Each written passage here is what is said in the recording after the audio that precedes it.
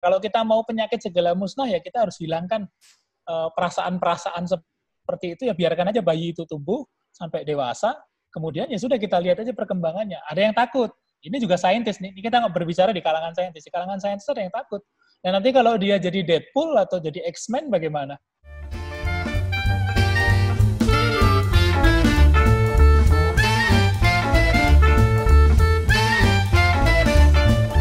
Selamat datang di For Science, sebuah perkumpulan dan platform untuk menyebarluaskan pemikiran ilmiah dan isu-isu seputar sains. Saya Lutfi Asyokani yang akan memandu perbincangan sains kali ini. Tamu kita pada hari ini adalah Dr. Riza Arif Putranto, seorang ahli bioteknologi yang kini bekerja sebagai Ketua Divisi Riset di PT Riset Perkebunan Nusantara. Bung Riza atau Dr. Riza ini menyelesaikan S1-nya di Universitas Gadjah Mada, kemudian melanjutkan S2 dan S3-nya di Universitas Montpellier di Prancis. Selamat datang di acara For Science, Dr. Riza. Terima kasih Bung Lutfi atas perkenalannya dan undangannya. Senang sekali bisa hadir. Nah, bincang sains kali ini kita akan mengangkat satu tema penting seputar biasanya istilahnya disebut CRISPR. CRISPR ini ya kalau disingkat susah sekali singkatannya. Tapi intinya sebuah teknologi pengeditan gen atau gen editing yang dalam 10 tahun terakhir menggebrak dunia sains, khususnya bioteknologi. Kita tahu semua beberapa minggu lalu panitia Nobel di Swedia mengumumkan pemenang Nobel dalam bidang kimia, ada 2 orang, Immanuel Charpentier dari Max Planck Institute di Jerman dan Jennifer Doudna dari Universitas California di Berkeley.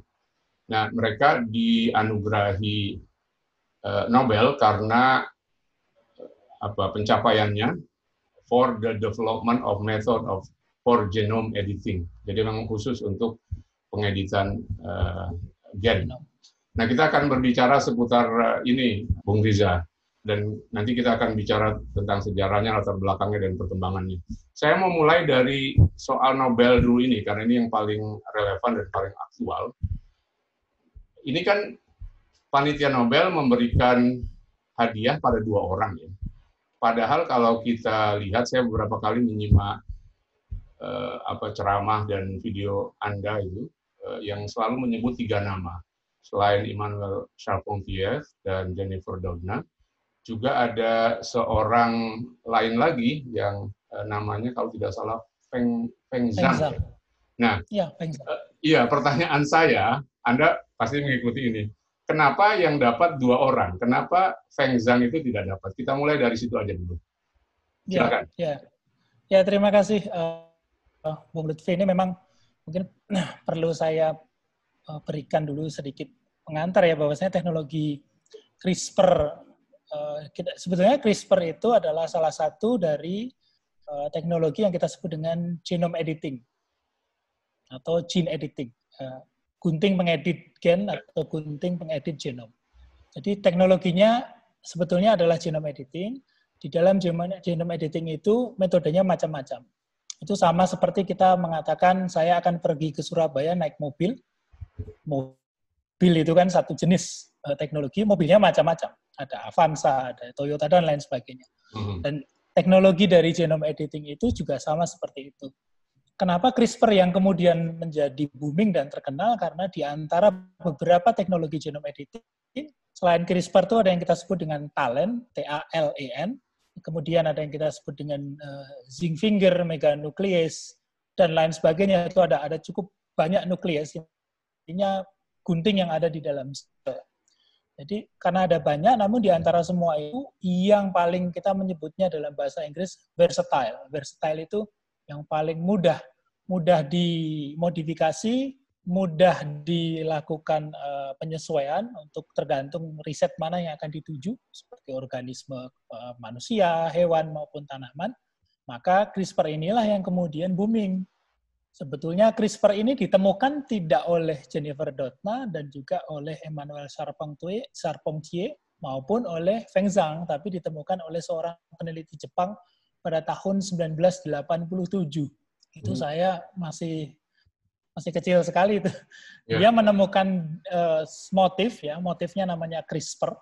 Jadi motif CRISPR itu dia namakan CRISPR, tapi motif CRISPR itu adalah motif sekuen DNA yang berulang di dalam bakteri yang bukan miliknya si bakteri begitu. Jadi si orang Jepang ini menemukan ini ada sekuen tapi kok bukan milik genomnya bakteri, ini sekuen apa ya? Ternyata setelah di riset-riset dia membuat hipotesis bahwasanya ini adalah sekuen yang berasal dari virus yang menginfeksi bakteri yang disimpan sekuennya oleh bakteri. Jadi CRISPR ini sebetulnya adalah sistem imun yang ada di dalam bakteri terhadap serangan virus. Virus itu kan kalau menyerang seperti sekarang ini kita di masa pandemi, pasti informasinya sudah sangat clear ya bahwasanya kalau virus menyerang sel dari inangnya, dia akan memasukkan material genetiknya. Jadi material genetik si virus yang menyerang bakteri ini namanya bacteriophage, itu disimpan oleh bakteri supaya nanti bakteri yang survive, turunan-turunannya itu kebal dengan serangan virus yang nanti akan datang. Jadi sebetulnya ini penemuan ini tahun 1987. Tapi namanya penemuan sains itu kan, Bung Lutfi, itu kan tidak langsung heboh begitu kan. Yeah. Itu terdilusi oleh berbagai penemuan-penemuan lainnya, biologi molekuler berkembang. Mereka waktu itu tahun 1987 tidak tahu fungsi dari si sekuen CRISPR ini untuk apa, bagaimana. Bahkan nama CRISPR belum ditemukan ya? Bahkan nama CRISPR belum, mereka hanya memberikan nama palindromic repeats, sekuen yang berulang-ulang. Tapi mereka tidak tahu itu apa. Belasan atau puluhan tahun kemudian, tibalah Jennifer Doudna dan kawan-kawan, Emmanuel Charpentier, karena kebetulan mereka bekerja sama, bertiga sebetulnya dengan Feng Zhang juga. Mereka satu komunitas lah begitu. Satu komunitas, namun demikian kenapa Jennifer Doudna dan Emmanuel Charpentier yang terkenal? Karena mereka lah yang memperkenalkan pertama kali ke dunia dari si CRISPR itu maknanya. Jadi gini, kalau kita bicara di dunia sains, seseorang yang, misalkan Bung Lutfi bisa submit sekuen dari Escherichia coli, waktu bakterinya Escherichia coli itu tahun 1987. Submit Escherichia coli, tapi Bung Lutfi tidak bisa memberikan makna terhadap si sekuen itu, ya Bung Lutfi bukan penemunya CRISPR. Jadi yang bisa memberikan makna dari sekuen itu adalah dua orang, Jennifer Doudna dan juga Emmanuel Charpentier. Sementara Feng Zhang itu datang setelahnya, dia menyempurnakan tekniknya bersama-sama juga sebetulnya. Walaupun secara sebetulnya nih mereka bersaing satu sama lain. Namanya saintis ya, ada ego di dalamnya, dan Feng Zhang memilih untuk memisahkan diri dan mendirikan institut sendiri, dan dia membawa pengetahuan atau ilmu yang dia tahu. Tapi apalagi ada aspek bisnisnya. Saya dengar ketiga orang kemudian mendirikan perusahaan kan masing-masing. Betul, masing-masing punya perusahaan besar sekali di dunia. Emmanuel Charpentier dengan terapi manusianya terkenal sekali, ini saat ini masuk uji klinis 3, terapi yang kita sebut dengan thalassemia mayor dan juga penyakit-penyakit yang terkait dengan kelainan darah, sel darah. Kemudian Emmanuel Charpentier, Jennifer Doudna sekarang ini sibuk dengan urusan SARS-CoV-2, yaitu deteksi. Feng Zhang juga dengan sistem deteksi. Kalau Jennifer Doudna menemukan sistem deteksi COVID-19 dengan nama detektor gitu.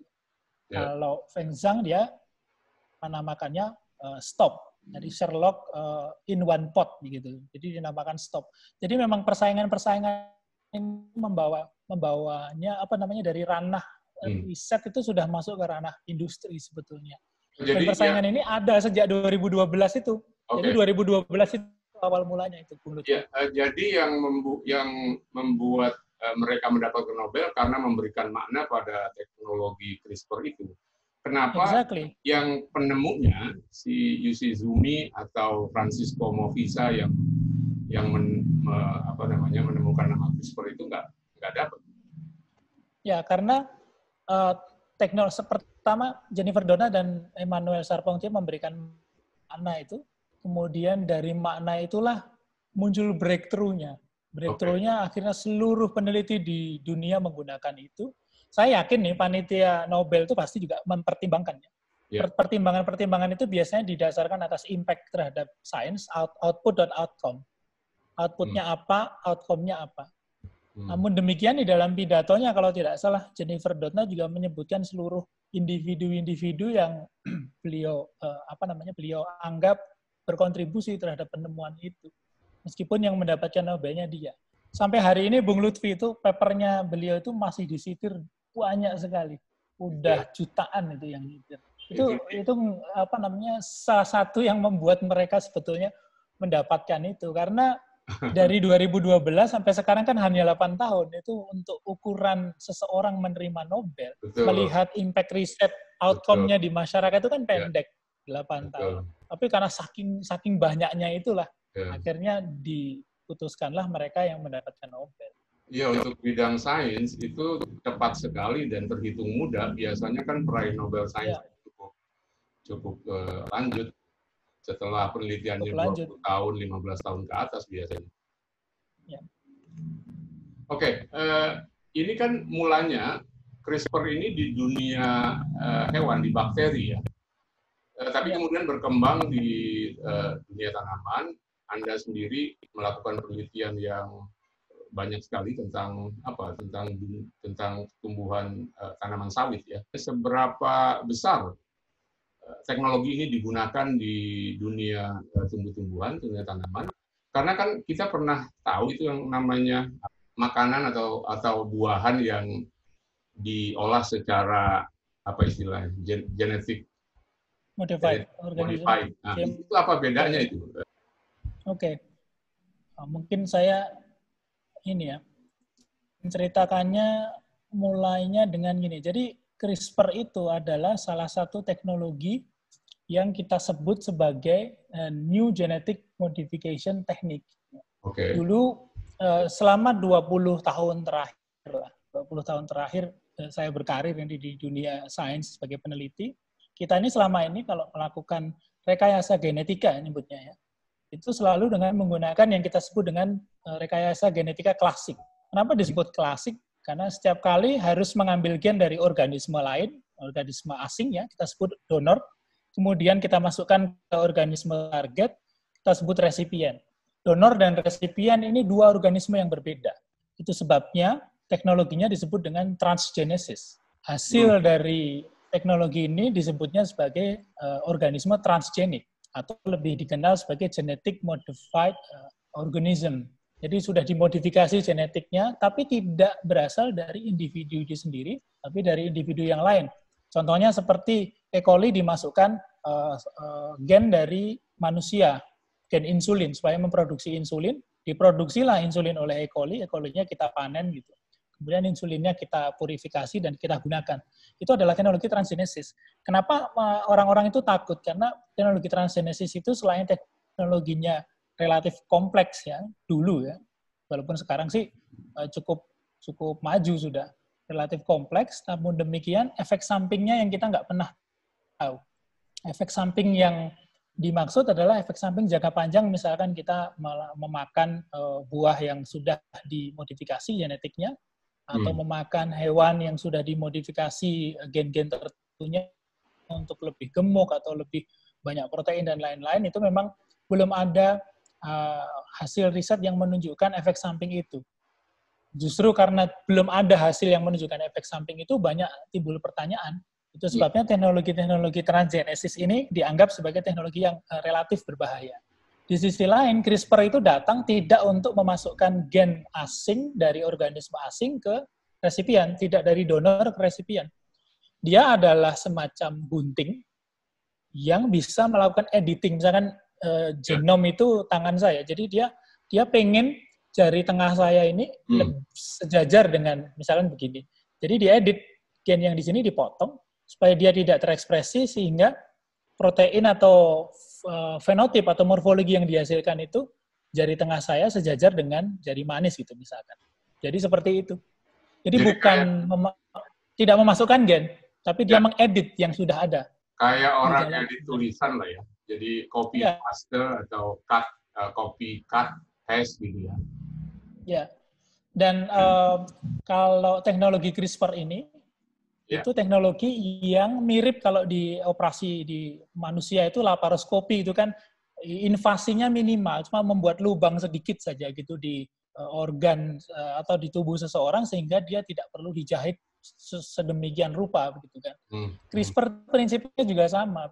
CRISPR prinsipnya bagaimana merubah material genetik DNA di dalam organisme seminim mungkin, tapi perubahannya itu masif. Jadi perubahan yang masif yang disebut ini adalah perubahan terkait dengan sifat. Misalkan tadinya di riset saya, tadinya tanaman ini memiliki reseptor misalkan untuk si penyakit. Dia bertemu kan reseptor dengan penyakit, sama seperti SARS-CoV-2 dan manusia. Kita menghalangi reseptornya saja, reseptornya nggak usah diekspresikan di tanaman itu. Makanya meskipun ada jamur atau ada patogen, nggak akan bisa masuk karena reseptornya tidak menerima itu. Konsep ini dipakai oleh Dr. He Jiankui di tahun 2000, antara 2015 hingga 2018. Beliau akhirnya presentasi di hadapan konferensi dunia ya, waktu itu kalau tidak salah di Hong Kong 2017 atau 2018, yang membuat beliau akhirnya dipenjara karena beliau mengedit bayi manusia ya kan, yang tidak bisa menerima virus HIV karena reseptornya dihilangkan di tubuh si bayi itu. Ya itu kan kontroversial sekali. Sebetulnya kan niatnya bagus banget. Kalau kita lihat misalnya ada film dokumenter Unnatural Selection, itu series di Netflix, itu pada dasarnya teknologi CRISPR ini dibuat dan dipakai, terutama buat orang-orang apa yang disebut sebagai underground scientist, itu kan untuk mengatasi penyakit atau untuk mengatasi kekurangan-kekurangan dalam manusia. Jadi kekurangan itu diedit dengan CRISPR ini. Tujuannya mulia sekali dan awalnya ingin mengatasi penyakit kan. Kenapa apa ya responnya begitu masif. Masif dan seperti ketakutan gitu. Ya, kita pada dasarnya manusia itu takut akan hal yang belum bisa dijelaskan. Oke. Sama seperti apa yang kita alami akhir-akhir ini dengan infodemi sedemikian banyak di tengah pandemi, itu karena banyak hal yang tidak semua orang juga memahami, bahkan di kalangan saintis sekalipun. Untuk kasusnya CRISPR, kenapa si Dr. He Jiankui itu sampai sebegitu hebohnya? Karena memang ada kesepakatan sebelumnya, Bung Lutfi, itu tahun 2015. Ini komunitas saintis Eropa itu menyatakan kita kalau CRISPR bolehlah hewan dulu, yang tanaman dulu, karena konsepnya begini, kalau Bung Lutfi salah mengedit gen di dalam tanaman, ya tinggal dimusnahkan tanamannya. Kalau salah mengedit gen di dalam tikus, misalkan tikus ya hewan ya kita bisa musnahkan untuk mengamankan supaya tidak terjadi abomination, tidak terjadi pencampuran genetik atau tidak terjadi chimeric atau monster begitu. Di manusia itu sulit. Kalau bayi sudah diedit, ya kan? Jadi edit, kita belum tahu efeknya dalam 30-50. Lah nggak bisa dimusnahkan bayinya. Ada persoalan etika, itu yang membentur. Itu yang membentur, dan kalangan saintis ya pro kontranya banyak. Ada yang pro, ada yang kontra. Kalau kita mau penyakit segala musnah, ya kita harus hilangkan perasaan-perasaan seperti itu, ya biarkan aja bayi itu tumbuh sampai dewasa, kemudian ya sudah kita lihat aja perkembangannya. Ada yang takut. Ini juga saintis nih. Kita nggak berbicara di kalangan saintis. Di kalangan saintis ada yang takut. Dan nanti kalau dia jadi Deadpool atau jadi X-Men bagaimana? Mungkin dia nggak apa-apa, nggak kena HIV, tapi ternyata dia punya superpower yang kita tidak tahu. Atau dia malah jadi punya penyakit lain karena pada dasarnya genom manusia itu selalu ingin kembali ke balance. Kalau ada satu diedit, pasti di somewhere else, di tempat lain dia mencoba untuk recompensate. Itu yang kita belum tahu, Bung Lutfi. Makanya di ranah riset manusia kita menyebutnya germline therapy atau terapi germline. Germ itu GERMLINE. Itu adalah terapi yang digunakan untuk misalkan Bung Lutfi nanti pengen saya punya keturunan yang hidungnya kayak Tom Cruise, itu bisa dipesan. Kalau terapi ini diizinkan, itu bisa pesan. Apalagi kalau konglomerat kaya dunia gitu yang pengen seperti itu, bisa saja. Jadi ini yang berbahaya sebetulnya. Karena berbahaya dan kita belum tahu batasannya, Jadi lebih baik nggak usah. Itu sebabnya peneliti-peneliti dunia sejak tahun 2015 itu sepakat untuk tidak menggunakan CRISPR untuk germline. Germline itu adalah menciptakan bayi super tapi untuk menghilangkan penyakit nggak apa-apa. Yeah. Jadi seperti kasus-kasusnya yang sekarang dikerjakan Jennifer Doudna, kemudian Feng Zhang dan juga Emmanuel Charpentier, itu mereka menggunakan CRISPR, diedit gennya, gen targetnya sudah dimasukkan, sekuen untuk mengenali daerah targetnya sudah dimasukkan ke dalam CRISPR, kemudian disuntikkan ke dalam manusia itu, sehingga manusia itu menghasilkan gen tertentu. Seperti pada beta thalassemia mayor. Itu kasusnya berbeda, itu tidak merubah kondisi original dari pasien, hanya seperti obat. Yeah. Jadi dimasukkan CRISPR-nya, dia memproduksi gen-gen baru yang bisa mengikat oksigen sehingga si pasien ini tidak lagi kekurangan oksigen. Jadi memang ini batasannya juga cukup tipis ini. Di sisi sini boleh, di sisi sana nggak boleh. Dan saya kira itu soal waktu aja itu, Dr. Riza. Apa yang Anda sebut tadi sebagai germline, itu kan misalnya orang yang ingin hidup abadi atau orang ingin menunda penuaan, itu kan bisa melakukan gene editing juga kan. Nah ini bukan bagian dari penyakit sebetulnya, tetapi berupaya untuk perfection, menyempurnakan kehidupan. Kalau usia bisa ditunda, atau kematian bisa ditunda, usia bisa dipanjangkan dengan mempermudah gen-gen tertentu, kan bagian-bagian anggota tubuh yang lain itu bisa diusahakan juga. Nah, maksud saya line-nya itu sangat tipis sekali itu nanti. Sangat tipis. Sampai sekarang masih menjadi perdebatan. Tapi saya melihat posisi si penemu ya, ini Jennifer, Emmanuel sama Feng Zhang masih di sisi yang kanan ya, sisi yang masih logik begitu. Yang sisi germline itu mereka belum terlalu concern ke sana, karena memang batasannya tipis banget. Yeah. Susah sekali untuk ditentukan batasnya. Jadi lebih baik nggak usah untuk sementara. Tapi saya setuju dengan Bung Lutfi, mungkin nanti 15-20 tahun yang akan datang mungkin sudah diperlukan itu. Yeah. Misalkan nih climate change, kadar oksigen di bumi berkurang, atau kita harus ngedit manusia kalau mau hidup kan, kalau mau survive. Jadi harus dimodifikasi sedemikian rupa. Itu kondisi-kondisi itu sebenarnya belum ada. Kondisi yang memaksa kita untuk menabrak bioetik itu memang belum ada, sehingga belum diperlukan. Oke, saya mau kembali ke hal yang teknis tadi yang sudah Anda singgung. Ya.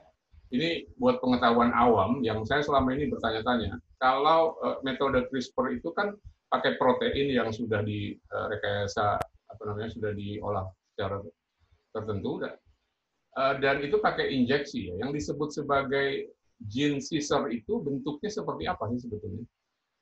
Gene scissor itu sebuah protein yang kita sebut sebagai caspase. Dan semuanya itu lewat suntikan ya? Tidak semua, tergantung organisme yang ditarget ya. Oke. Jadi begini konsepnya. Jadi kita jadi si motif CRISPR tadi yang palindromik ya, berulang-ulang di tubuh bakteri itu sebetulnya kan kalau virusnya datang lagi, ya misalnya ini virus ya dari layar atas, dia masuk, ini adalah RNA dari virusnya. Si bakterinya tahu gitu ada sekuen yang sama yang sudah disimpan sebelumnya, terjadi double strand begini di dalam sel bakteri, datanglah si gunting, namanya nuklease. Gunting ini apa bentuknya? Bentuknya protein seperti gunting, bentuknya seperti begini, cakram. Ya datang kan tadi double strand ya, ini dari virus, ini dari si bakteri. Jadi untuk bisa dikenali, strand-nya harus dua. Harus dari virus, bakteri, sekuen yang sama, komplement. Yang ini arah ke sini, yang ini arah ke sana. Jadi dia datang, si gunting, karena ada dua, dipotong. Karena dia dipotong, virusnya tidak bisa replikasi, jadi mati kan virusnya. Maksudnya virusnya tidak bisa berkembang biak. Konsep itulah yang dipakai oleh Jennifer Doudna. Nah, cara memasukkan gunting itu pakai apa? Jadi kalau di bakteri itu kan sistem normal. Jadi para penemu yang Nobel ini itu mengeluarkan sistem ini dari tubuh bakteri, kemudian mereka memodifikasinya di laboratorium dan dibuatlah sistem gunting itu. Jadi proteinnya disebut caspase 9. Jadi sekarang protein caspase pun ada banyak. Ada dari 5, 6, jadi Cas5, Cas6, Cas9, Cas12A, Cas13A. Ada 5 yang operasional. sebetulnya ada 12, tapi hanya 5 yang sudah ditemukan dan operasional. Nah, ini caranya adalah kompleks ini kan kalau di dalam tabung reaksi di laboratorium kan bentuknya cuma cairan. Isinya adalah si protein ini dengan tracer RNA. Tracer RNA di sini isinya adalah sekuen yang kita sebut sebagai single guide RNA yang akan mengenali daerah yang kita target. Jadi single guide RNA itu bisa kita edit, bisa kita rubah, kita masukkan, lalu kita sintesis di laboratorium secara sintetik biologi. Semua itu dimasukkan dalam injeksi, kan? Dimasukkan dalam injeksi untuk manusia, untuk sel hewan, untuk beberapa tanaman yang memiliki protoplas. Kalau untuk tanaman yang tidak bisa digunakan protoplas, ya dilakukan agrobakterium. Ya. Artinya itu betul-betul handy ya. Artinya kalau misalnya kita sudah tahu misal ke depan teknologi ini sudah sangat maju, berkembang, dan setiap orang bisa memesan ke suatu apotek atau sebuah klinik, itu bisa melakukannya sendiri ya? Kalau semua resepnya sudah jelas. Bisa. Apalagi dengan perkembangan saat ini yang kita sebut sebagai biologi sintetis. Biologi sintetis yang orang mulai bisa melakukan biologi molekuler di garasinya, ya, di kamarnya. Karena memang teknik-teknik seperti ini saat ini sangat mudah sekali, tinggal memiliki sedikit background biologi molekuler yang saat ini banyak juga bisa dipelajari, dan itu bisa. Dan sudah ada, Bung Lutfi, yang menyuntikkan dirinya sendiri dengan CRISPR, kan seorang pemuda dari NASA itu, yang sangat terkenal sekali dia karena kontroversial sekali, dia menginjeksikan dirinya sendiri dengan CRISPR, walaupun sampai hari ini tidak ada berita buruk terkait itu ya, mungkin tidak terjadi apa-apa juga di dalam sel tubuhnya, sehingga dia aman-aman saja. Tapi justru itu yang berbahaya, kendali atas teknologi ini yang mungkin di beberapa pihak sulit untuk dikontrol, karena regulasinya itu tidak masuk ke dalam protokol Cartagena yang terkait dengan rekayasa genetika. Ini masih berdiri sendiri. Beberapa negara Eropa punya regulasinya sendiri, termasuk yang sangat strict ya, sangat strict itu Prancis, Denmark, UK, Jerman, sangat strict. Ada negara-negara lain yang lebih open seperti Swedia, Finlandia. Jadi memang macam-macam karena belum ketemu ini bagaimana cara melakukan regulasi yang pas. Padahal sudah berlangsung lebih dari 8 tahun lah sejak teknologi ini booming. Aturannya belum banyak. Dan itu ya, kalau saya lihat di film dokumenter Unnatural Selection itu, sebetulnya praktek-praktek ini underground tuh banyak sekali. Dan ini mereka punya gerakan yang disebut sebagai biohacking itu. Ya, betul. Jadi ada di komputer kan ada hacker, di dunia bioteknologi juga punya hacker-hacker yang cukup banyak. Dan yang menarik sebetulnya sebagian besar mereka itu misalnya pernah kuliah di dunia biologi, jadi paling tidak punya pengetahuan dasar tentang itu, dan kemudian dikembangkan di luar laboratorium mainstream. Nah, yang menarik sebetulnya ya dari penjelasan mereka melakukan itu karena di laboratorium resmi, laboratorium besar, tidak mungkin mengembangkan itu dengan mendorong ke batas terjauh dari praktek-praktek yang mereka lakukan, karena pasti ada persoalan etik, ada persoalan aturan, ada protokol. Kalau di dunia underground itu kan mereka bisa melakukan percobaan dengan sangat bebas. Gitu. Nah, saya mau tahu sejauh yang Anda amati biohacking ini gimana? Memang ini karena teknologi ini sangat, tadi saya sampaikan di awal ya, sangat versatile itu. Iya. Sehingga hanya dengan background sedikit saja orang sudah bisa melakukan itu di belakang. Dan memang saya juga mendengar dan membaca sih beberapa kali banyak kontroversi ini terkait mereka yang menggunakan teknologi ini. Intinya kreativitasnya nggak pingin dibelenggu, sehingga mereka melakukan itu di underground, di belakang layar. Karena kalau kita bekerja di sebuah institusi resmi atau lembaga besar begitu, pasti ada kaidah-kaidah yang harus diikuti. Mereka tidak ingin, karena mereka ingin menemukan sesuatu secara cepat, passion juga, karena pasti mereka punya background biologi molekuler atau hal-hal terkait, sehingga passionnya ada di situ. Dan ini menjadi sesuatu yang sampai saat ini, kalau saya melihat pribadi, masih sebatas, tanda kutip ya, bermain-main. Bermain-main dalam artian tujuannya memang untuk membuktikan hipotesis mereka sendiri. untuk membuktikan teori yang mereka build up sendiri. Ini kan yang menakutkan kan di masa yang akan datang kalau apa namanya konsep ini dibawa ke ranah di luar, misalkan tiba-tiba menciptakan apalah begitu yang organisme yang diedit apanya sehingga dia langsung lalu dia lepaskan ke alam, itu kasusnya mungkin nanti akan menjadi sesuatu yang sangat kontroversial. Tapi saat ini syukurnya sih belum. Kalau pakai teknologi rekayasa genetika yang mungkin yang lama, itu kan sebetulnya sudah berlangsung. Misalnya beberapa bulan lalu saya mendengar ada nyamuk yang direkayasa yang itu bisa membunuh nyamuk-nyamuk lain, bukan membunuh, tapi kawin dengan nyamuk lain dan itu tidak fertile sehingga tidak ada keturunan lagi. Nah, ini kan juga bagian dari bagian dari rekayasa genetika juga, bukan? Ya, bagian dari rekayasa genetika. Dulu ada nyamuk yang bukan diedit, direkayasa genetika. Namun demikian rekayasa genetika itu tidak bisa mematikan natural selection. Oke. Itu rekayasa genetika klasik ya. Beberapa peneliti yang saat ini melakukan CRISPR cukup yakin bahwasanya CRISPR bisa mematikan natural selection. Yang dimaksud adalah kalau nyamuk tadi diedit ya, bukan diedit, sorry, direkayasa genetika kemudian dilepaskan di alam, akan selalu ada segregasi. Jadi segregasi dari hukum Mendel itu selalu berlaku di seleksi alam ini. Jadi hanya 50% yang steril, 50%-nya masih fertil. Sedangkan ini yang terbaru nih tahun 2017-18 ya, risetnya dimulai dan sekarang sudah di tahap akhir, itu yang berusaha mengeradikasi malaria menggunakan gene editing dengan cara membuat nyamuknya tidak bisa membawa plasmodium.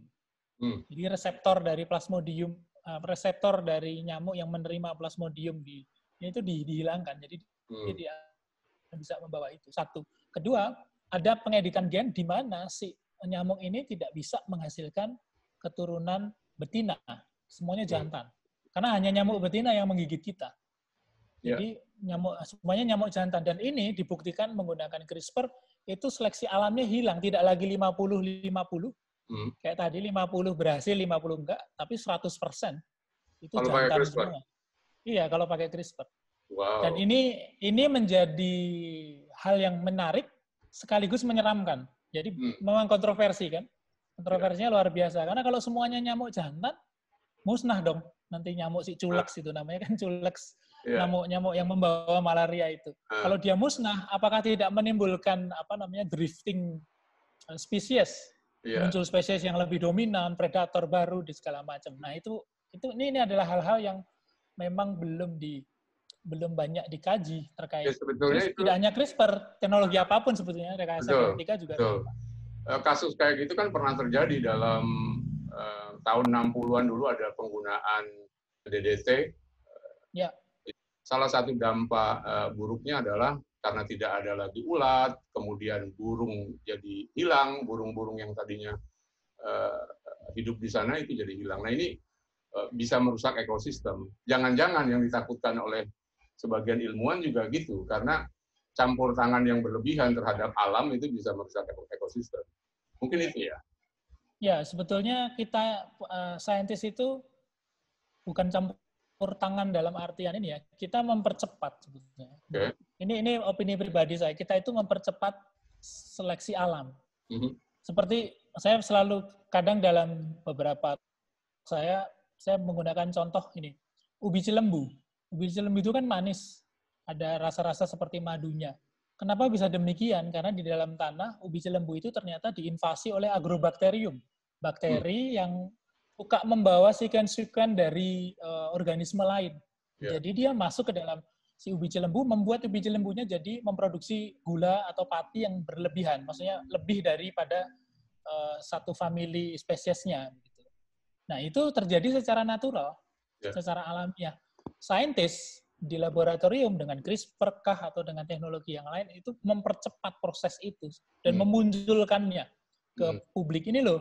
Walaupun sebetulnya kalau tidak dimunculkan mungkin dalam hitungan 50 tahun, 100 tahun itu akan terjadi juga di alam.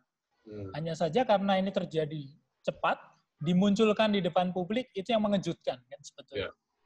Itu yang mengejutkan dan membuat kontroversi. Nah, ini teknologi seperti yang tadi nyamuk itu mungkin akan terjadi secara alamiah. Mungkin akan terjadi secara alamiah tapi kurun waktunya kan panjang karena semakin besar organismenya, tingkat mutasinya semakin rendah.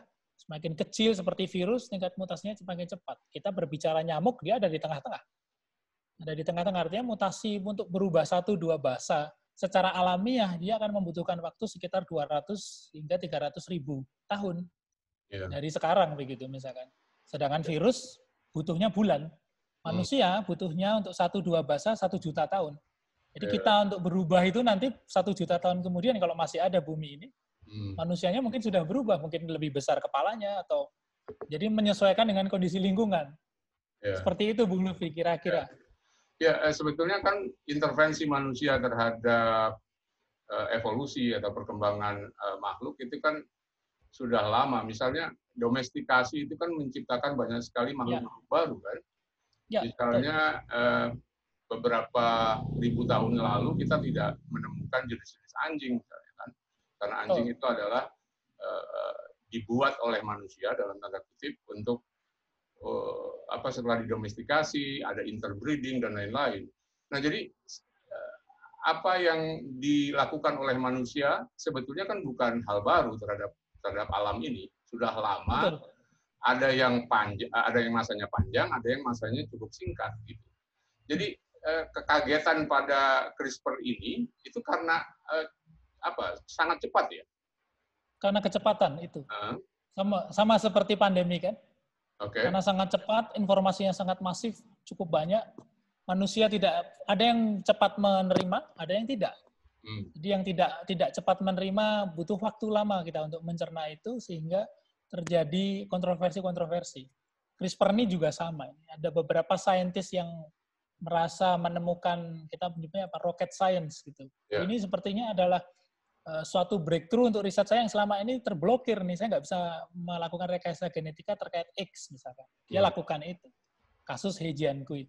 Ada yang teknologi ini bagus, tapi kita harus hati-hati menggunakannya. Itu sebagian besar peneliti juga seperti itu. Jadi karena kecepatan-kecepatan ini dan informasi yang banjir juga di masyarakat, sehingga ada pro kontra yang selalu muncul, terutama setelah CRISPR ini mulai masuk ke ranah bidang kesehatan. Nah, disitulah mulai rame. Sementara di kami ini, karena kebetulan saya bekerja di sebuah institusi perkebunan dan risetnya tanaman, sepi-sepi aja tuh, Bung. Nggak ada itu namanya, ini harus begini ya. Nanti kalau tanamannya salah, seperti saya salah, misalkan kemarin, ini salah ngedit, kita insinerasi aja, buang, bakar. Selesai. Jadi ada berita acara, kita bakar begitu, sudah selesai, laporkan kepada atasan, selesai. Kalau manusia, nggak mungkin. Nggak mungkin, kita harus, itulah yang menjadi hal-hal concern dari para saintis maupun masyarakat. Dan masyarakat pun tidak banyak yang tahu mengenai CRISPR ini, maksudnya dalam wujudnya seperti apa, mekanismenya seperti apa, itu mereka sulit membayangkan.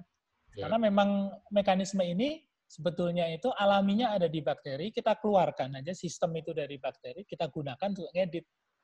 Dan editing ini akan hilang dengan sendirinya setelah persilangan satu generasi. Misalkan kita menghasilkan spesies tanaman, kemudian kita silangkan secara normal dengan backcross begitu. Yang ini, yang generasi pertama musnah, yang membawa sisa-sisa CRISPR itu musnah. Yang terjadi generasi kedua itu yang diturunkan sifatnya aja tanpa membawa sisa-sisa dari CRISPR itu tadi. Ya, ini luar biasa dan salah satu isu yang kontroversial didiskusikan. Mungkin aspek-aspek filosofisnya. Ini kan dunia bioteknologi itu seperti playing God ya pada satu sisi. Campur tangan manusia terhadap alam, terutama terhadap makhluk hidup itu besar sekali sehingga banyak orang yang merasa resah dan keberatan dengan apa yang dilakukan oleh para saintis. Nah, Anda melihatnya itu gimana ya? Para saintis dalam menyikapi hal-hal yang semacam ini itu gimana? Ya, memang ini perlu perlu kita menyebutnya perangai sains yang benar. Perangai sains itu adalah seorang saintis itu harus paham bagaimana cara melakukan atau conducting riset yang benar dengan metode yang benar di sisi lain dia juga bisa menempelkan faktor moral itu di dalam risetnya. Apakah faktor moral dan faktor sains, faktor data empiris itu sejalan atau tidak? Itu juga harus menjadi pertimbangan sang saintis. Seperti contoh He Jiankui, dia mempertimbangkan hanya satu sisi. Dia pengen breakthrough-nya aja. Tapi dia tidak mempertimbangkan sisi yang lain. Ada peneliti yang mempertimbangkan selalu sisi moral science-nya. Jadi nggak riset-riset. Karena moral science-nya nanti kalau saya riset begini, susah. Nah, playing God ini memang di mata saintis secara umum yang saya lihat, terutama dengan para kolega-kolega yang saya lihat dan saya kenal di luar negeri maupun di Indonesia, itu mereka rata-rata punya keseimbangan itu. Keseimbangan antara decision moral sama decision scientific. Itu cukup berjalan beriringan. Dan ini memang saya melihat sih mereka tidak merasa kalau dalam melakukan riset itu playing God. Karena mereka, kalau saya sendiri sebagai individu atau pribadi, saya merasa ini adalah sebuah privilege, karena saintis itu privilege. Tidak semua orang bisa jadi saintis, dan tidak semua saintis juga mempunyai kombinasi itu tadi. Dan ini adalah privilege untuk, pertama, sebenarnya kembali ke tujuannya. Tujuan risetnya apa dulu? Mau memperbaiki umat manusia kah? Misalkan untuk membuat tanaman yang lebih baik, atau menyediakan pangan, atau membuat udara lebih bersih, misalkan kalau kita melakukan riset ya terkait bioteknologi gitu, ya tujuannya kemana dulu? Kalau tujuannya untuk kepuasan pribadi mungkin beda lagi. Tapi kalau tujuannya mulia begitu, mungkin dalam kegiatan-kegiatan yang dia lakukan akan lebih berpikir yang yang untuk kebaikan banyak orang gitu. Dan saya lihat sih peneliti pada umumnya itu seperti itu, pada umumnya. Meskipun selalu di dalam statistik selalu ada pencilan. Pencilan-pencilan ini kan yang kadang-kadang muncul begitu dan membuat apa yang sudah dibangun, legasinya dari saintis itu menjadi buruk. Kita fungsinya untuk mempercepat itu saja demi kebaikan. Dan harus menyadari juga kalau sudah mentok, ini kalau saya keluarkan hasil riset ini merusak apalah moral, merusak itu mending jangan. Jadi ada faktor-faktor itu juga. Ini mungkin pertanyaannya agak personal, Riza. Jadi saya itu kadang-kadang kalau baca buku-buku sains, terutama baca biologi, tentang teori evolusi dan lain-lain, itu kadang-kadang suka terganggu juga dengan penjelasan-penjelasan ilmiah yang sangat meyakinkan. Nah, Anda merasa terganggu nggak dengan penelitian Anda yang pada satu sisi mungkin itu memunculkan pertanyaan-pertanyaan eksistensial yang terkait dengan penciptaan, dengan gimana Anda mengatasinya? Saya paham sekali maksud pertanyaannya. Mungkin salah satu ilmu yang paling dekat dengan eksistensial itu adalah fisika yang terkait alam semesta. Yang terkait alam semesta itu kalau udah ngelihat Hubble teleskop terus lihat galaksi 13 juta tahun, kita bertanya-tanya, kita bisa lihat itu begini. Kita sebut teknologi aja. Iya, berarti manusia itu sebenarnya punya kemampuan yang luar biasa besar kan untuk sebenarnya siapa yang akhirnya bertanya ke arah masalah creation, siapa yang menciptakan dan lain-lain. Itu saya dulu pernah mengikuti diskusi ini ketika saya masih sekolah di Prancis, itu luar biasa. Itu kita kan di Indonesia terbiasa diarahkan di dua hal ya, baik sains dan juga religion kan, agama. Jadi dua-duanya harus berjalan beriringan. Di Eropa tidak. Di Eropa benar-benar free. Jadi mereka berpikir seperti itu. Menurut saya biologi molekuler atau biotek itu ada di kira-kira mungkin 3 atau 4 tahapan setelah ilmu alam semesta itu. Terutama terkait dengan sejak kita menemukan atau bisa ngedit domba doli itu dulu. Ya, betul. Dan domba yang itu yang sekarang sudah tidak ada. Jadi sejak saat itu kita berarti kita tuh sebetulnya bisa ngedit gitu. Nah, itu sebabnya kalau saya sendiri secara pribadi saat ini cukup membatasi diri dulu dalam terkait riset ini supaya tidak melangkah ke sesuatu yang bisa membawa ke pemikiran yang ya mungkin tidak bisa dikatakan melenceng ya, tapi pemikiran yang yang unik begitu. Itu sebabnya editing yang kami lakukan ya untuk sementara di sebatas tanaman, dan untuk sementara ya tanda kutip itu masih di dalam ranah riset. Ranah riset ini kami ingin sebetulnya kenapa melakukan CRISPR di Indonesia waktu itu? Karena kami melihat, coba deh, masa kita orang Indonesia ini tidak bisa ya melakukan riset itu. Saya ingin menguji sebetulnya, menguji kapasitas kita secara umum. Saya bilang kita ini sebagai bangsa lah secara umum. Ya. Sebetulnya dengan parameter, bukan parameter, sebenarnya dengan infrastruktur yang kita punya terbatas itu bisa nggak sih? Intinya itu, melakukan riset CRISPR yang di Amerika sana, mereka pasti labnya jauh lebih bagus. Ternyata kan bisa. Dengan modifikasi tentu saja. Ternyata bisa. Artinya apa? Artinya kita tahu bahwasanya kita punya kemampuan ke sana. Di sisi lain, ya itu tadi Bung Lutfi, muncul pertanyaan. Nah, ini aja dengan kondisi yang cukup sederhana atau mediocre aja bisa dilakukan. Ini kalau labnya advance dan orangnya tidak punya kendali atas itu tadi, faktor creation itu, nah itu bisa mengarah ke sesuatu yang cukup buruk begitu. Tapi kalau mau menjawab secara ringkas ya, menjawab pertanyaan Bu Lutfi, bagi saya sih untuk sementara ini saya belum, tidak lagi terganggu. Ketika saya dulu sekolah saya terganggu. Oh gitu ya. Terganggu dengan faktor. Sekarang tidak lagi terganggu karena lingkungan di Indonesia sudah mengembalikan kita kan secara tidak langsung. Sementara di Eropa enggak. Di Eropa supervisor saya saja bahkan bilang apa begitu, silakan aja kalau kamu mau punya pendapat free ya free. Akhirnya kita bicara secara freely. Jadi kalau di Indonesia kan gitu tidak bisa dilakukan secara seperti itu. Nanti menimbulkan pertanyaan-pertanyaan dan itu biasanya kita restrain. Itu yang membedakan dan saya banyak belajar perbedaan dua budaya itu. Kita restrain banget di Indonesia. Sementara di luar negeri atau di Eropa selama tinggal di sana yang ngomong aja. Problemnya saya kira itu, kalau kita mau mengaitkannya dengan dunia pendidikan atau penelitian, keyakinan tertentu yang dianut oleh masyarakat atau oleh negara itu bisa menghambat pada tingkat tertentu, menghambat dunia penelitian, menghambat orang mau tahu lebih jauh. Gitu. Nggak usah jauh-jauh, contoh yang paling itu adalah tentang teori evolusi misalnya, yang sampai sekarang masih kontroversial kan. Apakah itu harus diajarkan secara ilmiah seperti diajarkan di dunia pendidikan di Barat misalnya, ataukah harus dikasih baju tertentu untuk memahami karena ada ya semacam apologi lah dari sekolah atau lembaga pendidikan.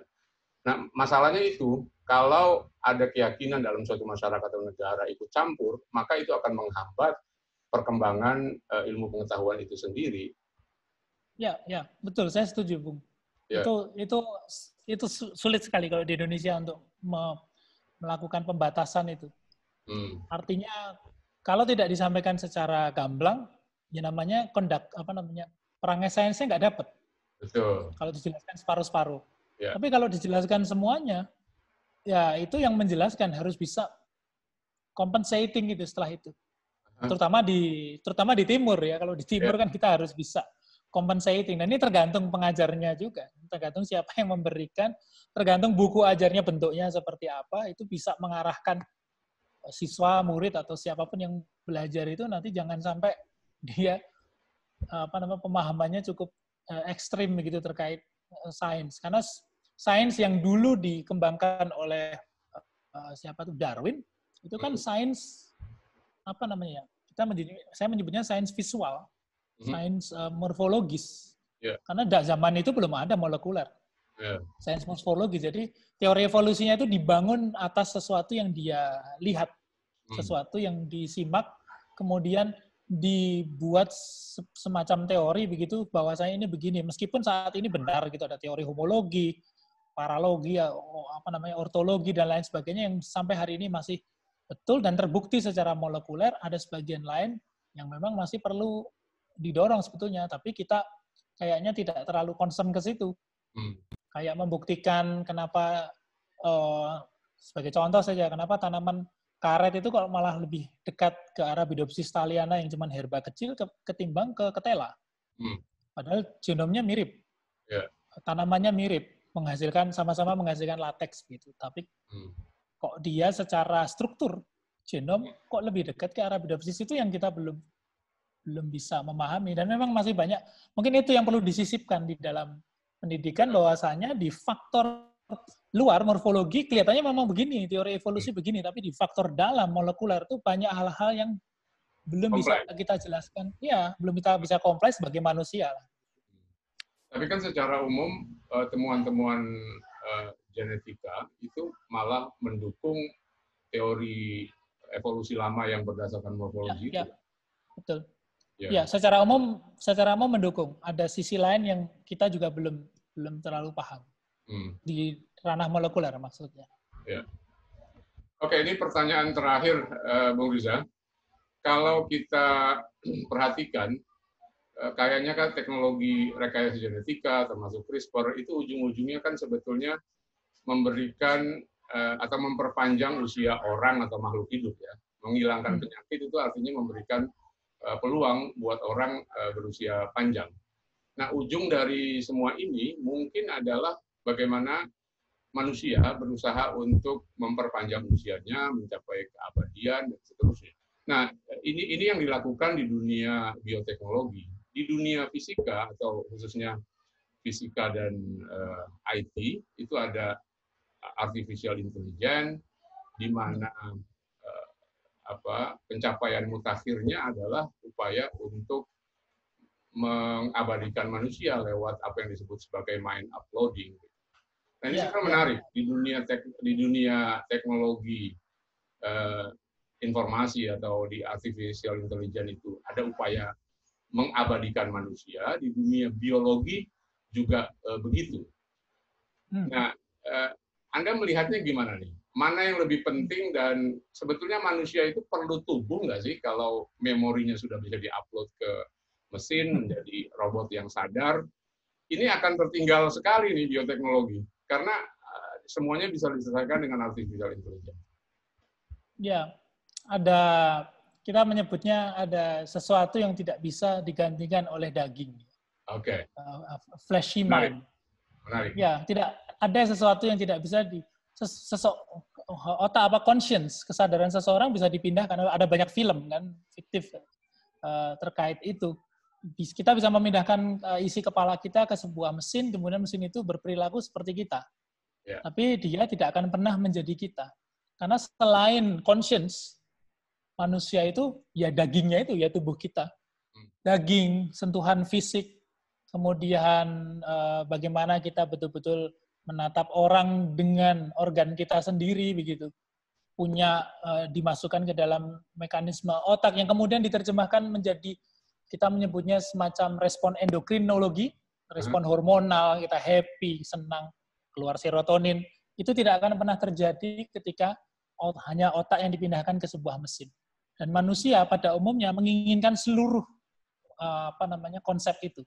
Konsep dagingnya, konsep kesadarannya, sama konsep seluruh reaksi kimia biologis yang terjadi di dalam tubuh. Nah, saat ini ada beberapa ide-ide liar sebetulnya yang belum muncul ke permukaan, karena kita memiliki sel itu yang selama ini menjadi musuh kita, sel yang selalu abadi. Namanya sel kanker. Sel kanker adalah salah satu sel, atau mungkin saat ini yang baru kita ketahui, yang seolah-olah punya keinginan untuk tidak mau mati. Terus membelah gitu. Dia punya mekanisme di dalam sel kanker, dia menciptakan kanker yang lainnya, di dalam sel subsel diciptakan sel yang lainnya, banyak sekali, sehingga dia tidak bisa mati. Kalau manusia pengen mempelajari terkait keabadian, mungkin bukan di era ini, mungkin menurut saya di ratusan tahun yang akan datang, mungkin mempelajarinya sel kanker. Bagaimana kanker behave-nya, bagaimana dia sebetulnya kok bisa dilakukan. Ada beberapa kasus yang kena kemoterapi pun tidak bisa begitu karena dia sangat cepat, kok bisa secepat itu. Dalam beberapa penyakit-penyakit terkait kanker satu individu dengan individu lain kok berbeda-beda, itu luar biasa. Risetnya yang sampai saat ini masih banyak yang harus dicari.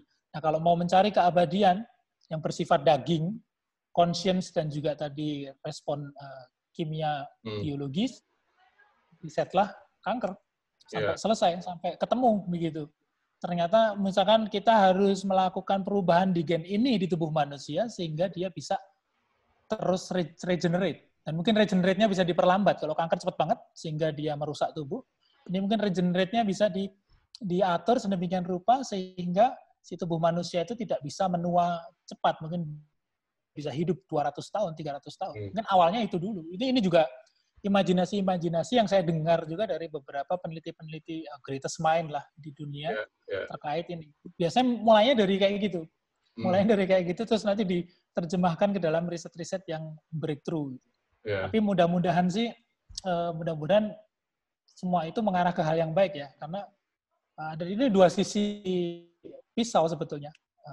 Bioteknologi atau ilmu pengetahuan itu dua sisi pisau.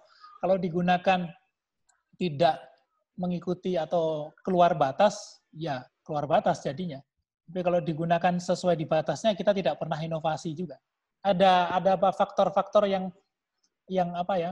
Ini perlu judgement yang sangat baik dan tidak semua orang bisa melakukan itu. Oke, terima kasih Bung Reza. Ini perbincangan kita menarik sekali. Lain kali kita akan bincang dengan tema yang lain. Saya yakin banyak sekali tema yang belum kita eksplor hari ini. Saudara, demikianlah Bincang for Science kali ini. Kita berjumpa lagi pada sesi lain dengan tema yang berbeda. Salam.